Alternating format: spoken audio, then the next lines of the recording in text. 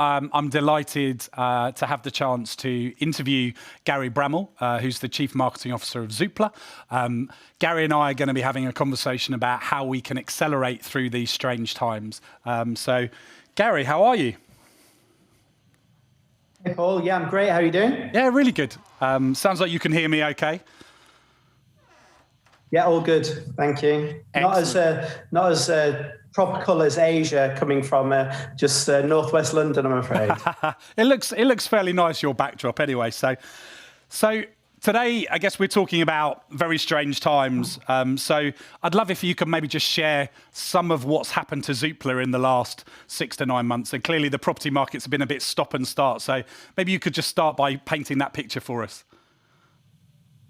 Yeah, great question. It feels like a lifetime ago where the biggest topic on our agenda was Brexit uncertainty, coming into a new leadership battle with Boris. And obviously, as a result of those two factors unclogging sort of last Christmas time, we had a huge bounce in property market in the January, February time. So, which was incredible. It really was Christmas for the property market. Then Zoopla was very active in the market. Then COVID hit, and we went. The property industry was very similar to the travel industry, where estate agents closed, solicitors and lawyers couldn't work, and we ended up having about 500,000 properties clogged up in the market. We then switched everything off, hunkered down, went on the forefront with sort of free channels and activities that we did. Gave the money back to the business, then asked for the money back again, went into a planning exercise, have just finished the largest marketing campaign that we've ever done at Zoopla, and now are looking in the crystal ball to see what the stamp duty holiday, when it stops at the end of March, what that will do, whether we have the seasonal high in January like we always have done, or whether that's been dissipated across the quarter, and what that means to further lockdowns and everything else. So it's been quite a Hollywood thriller, the property market Certainly not over been the dull. last year or so. Certainly not been dull. Definitely not dull. One of my house was actually one of those 500,000 clogged up, and then the stamp duty kind of gift that came down was very well received. But I guess maybe that positivity in the market could change if that stamp duty thing disappears and there's no other relief that comes after it. Yeah, I think that the stamp duty holiday is a significant amount of money. It's up to £15,000 basically, which when you're looking at sort of in the Midlands or the north of England is a significant amount. It's a significant amount of cash anywhere, but proportionate to the value of the homes that you're buying. Right. It's significant. Whereas in London, where the price of a sort of 1-bedroom flat in Zone 3 will set you back £400,000, it doesn't touch the sides really. So the UK property market and stamp duty has different implications for different parts of the UK. Right. And as a result, we have micro trends that happen in different geos based on university towns, based on wealth, based on industry, employment, all of these factors. So the UK is it's like a mini version of the USA, where you've got different states operating different regimes and different biases politically and economically. Yeah. And you've touched on it a little bit, Gary, like the fact that you've maybe gone a little bit more local, that you shifted from giving money back to moving into brand to kind of reconnect with property buyers. But what other things have changed the way that either you've approached marketing or the way you've worked with your marketing team? Yeah, I mean, look, it's sort of symbolic that I'm sat here in my kitchen. You can see into my life, right? This isn't Gary, the CMO. This is Gary, the dad and the husband, as much as Gary, the CMO. homes have never been more important, and knowing what a home is really worth is fundamental to what Zoopla is about. Homes now are schools, or have been schools for the last 6 months. Homes are offices. Homes are places of safety and places where you can feel protected. Homes are places where communities can come and experience things. So it's never really been more important. And I think that as a result, Zoopla has tried to sort of be at the zeitgeist of what that really means and reposition really and communicate and empathize with people around what home is really worth. As a result, our marketing has sort of changed over the last sort of 6 months to being the start of the year quite brand centered and sort of gaining share. Then we've gone to sort of empathy, understanding and reaction to the new status quo, education, helping understand what your home can be worth and what you can get. And now around supporting people in making those decisions, whether they're moving out of cities to get more space or whether they already have more space and they want to feel more protected. We've pivoted a lot of work that we're doing in the way in which we do that, which has been super exciting and also super challenging because crystal balls, if they were as easy to acquire as media plans, would be great to be buying them, right? Absolutely. And I know when we were chatting before this, we were talking about the adaptability and the different way you give your teams autonomy during this environment, because you can't expect everything to go through quite the same process with the same amount of time as maybe it did pre-COVID. So could you maybe just share a little bit about that? Yeah, so I think agility is a really important thing that is often talked about, but the practice of agility versus saying it are two very different things. And I think that we've had to pivot very quickly and empower our teams to make big decisions without having to go through the natural review cycle, sign-off cycles that we've done before, because maybe lockdowns happened, maybe stamp duty has been introduced, loads of things that don't allow us to work on a yearly cycle or whatever. So I think that empowering the teams and making the teams feel confident has been something that's been so important for the marketing team here.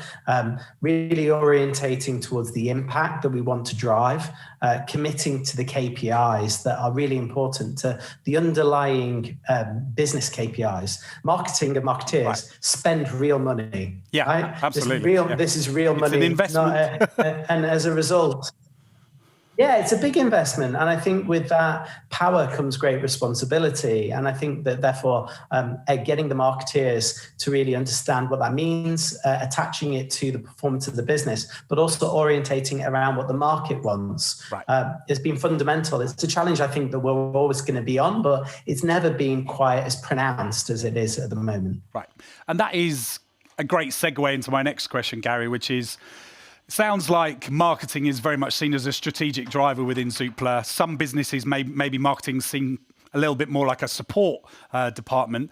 How have you personally built kind of that relationship and confidence with the CEO and the rest of the C-level to give you the investment that you needed at this difficult time to build the brand? Yeah, great question. It's sort of, I think it's a journey, right? I think it's a journey, first of all. I think being as gracious when you're asking for money as gracious or when you're giving it back, I think is fundamental. It shows confidence, right? No one wants to lose 90% of their marketing budget, but by being grown up about it and being generous with it, I think is fundamental, and it shows the characteristics of the marketing team. Yeah. So I think that's the first thing. I think the second thing is control the controllables. Is something that I sort of, if I had a tattoo, that would be it. Because I think that through this period, you can spend a lot of time worrying about factors that you can't control. Yeah. Therefore, orientating the marketing and orientating what you can drive and what you can do and committing to that, even with the huge uncertainties that we have politically, for our health, for our well-being, for society, for our children, committing to those things and delivering against them and being unwavering with those, I think then gives you credibility and gives you the trust that I think that modern marketers need to be able to place bets and have the backing of the executive team. I want the support. I don't want to be asking for permission to do things. Right. I want the entire exec to be with me on my shoulders running, and we're going for it. And that's what I want for my team. So I think all of those factors lead to something that can create a lot of energy, a lot of excitement, dynamism, and ultimately relevance. And I think that that's kind of what marketing is. Absolutely. If marketing is truly relevant, then you don't need great adverts. You don't need great performance KPIs. It cuts through itself. No, I think there's some brilliant messages in there, Gary. And Joe from Skyscanner earlier talked about how the eyes have been on her team to give new data sets to kind of show what's going on in the market, what are customers expecting. Are there new ways that you've started using data to bring insights into the business?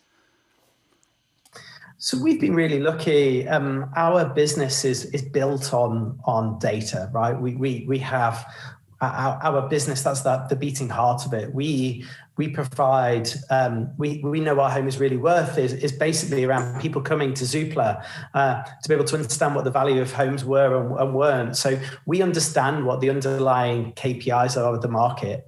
What we've tried to do throughout this, actually, we challenged, the CEO challenged me to become the Chris Whitty of the property industry. And we yeah, exactly. We rolled that out. We've got an incredible team of research and insights, led by a guy called Richard Donnell, who has been in every single article around property for the last 9 months, being progressive with assessments of what's going on, advising the Bank of England on where we want to be going, advising the government. So we feel that through our data and our information, we can actually start to influence policy, we can start to influence decisions, we can make decisions better informed by being more transparent with what we see is going on. And ultimately that can lead to a better property industry, a better market that is more impactful. Yeah. So yeah, it's if you haven't signed up to it, I recommend the Zoopla Research and Insights reports on what your home is really worth and all of the data. Really, really powerful, really smart stuff that is just helpful. No, it's great to hear that kind of data and analytics and that, I guess, influence that the CEO is looking to you as the lead of the marketing department to drive that agenda. I think that's a really positive thing. You've often talked when you've written in Marketing Week, Gary, about the importance of failure, but not just failure, but actually making sure you take time to appreciate failure and turn it into learning. So, I mean, given this is a time when probably lots of mistakes are being made on many different levels because we don't know what's coming next, what advice would you give to other people listening in that area? Oh, gosh. Lean into it. Right, Conor McGregor has a coach called John Kavanagh, and he wrote a book about MMA fighting, and it's around win or learn. Right, focus as much on the learn as you do on the win. Right, campaigns are good, campaigns are bad. So I think that, but ultimately it's around learning. Even with our campaign that we've just done, which was executed within 4 weeks. Was done from distance. No one was in the office, working with a property market that was booming beyond all expectations. Yeah. We managed to get something out. The team, I'm really proud of what the team did. But I think reflecting on what we could have done better is, did we peak too late? Were we probably a couple of weeks slower than we should have been or could have been? Yeah. Have we got the right channel mix? Do we think can we attribute all of the good stuff that we've been doing around our PR and everything? Can we get real attribution on that? So I think lean into it, be super open with it, and use it as an opportunity to learn. And I think that if that's the case, you'll never stop growing, which Absolutely. I think is something that through these testing times is really important. Well, and there's always something that can be done better. So by default, there's always going to be something that didn't work perfectly.